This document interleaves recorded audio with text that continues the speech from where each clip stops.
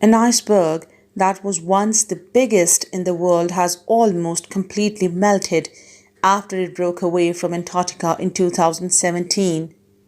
Known as A68, the huge iceberg covered an area of nearly 6,000 square kilometers, 2,300 square miles, on a quarter of the size of Wales, when it first detached itself from the Larson C Ice Shelf on the edge of Antarctic Peninsula.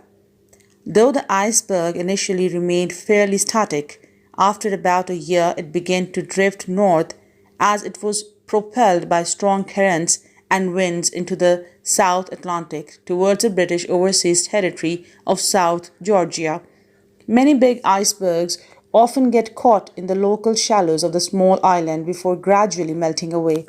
But A68 instead fell victim to the warm weather and higher air temperatures in the Atlantic, which chipped away at the giant iceberg until it eventually shattered into small fragments.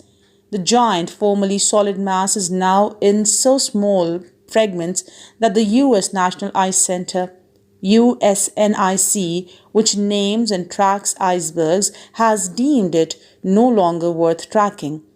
A68 fell from the organization's list of concern after its large major piece, known as A68A, was measured to be 3 nautical miles by 2 nautical miles on Friday, April 16.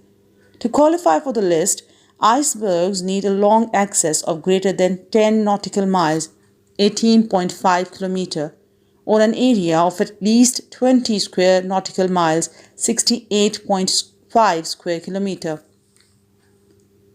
Adrian Luckman from Swansea University told BBC News it was amazing that it managed to last as long as it did after breaking away from Antarctica. He commented, "If you think about the thickness ratio, it's like 4 pieces of A4 paper stacked up on top of one another. So this thing is incredibly flexible and fragile as it moved around the ocean. It lasted for years like that, but it eventually broke into 4 to 5 pieces and then those broke up as well. Though icebergs don't typically get a lot of individual attention, save perhaps for the one that sank the Titanic, A68 became something of a social media star thanks to space data tools that allowed users to track its progress through the ocean." Laura Jerish, a mapping specialist with the British Antarctic Survey (BAS), said the iceberg caught the attention of a lot of different people, adding, "We saw every little twist and turn.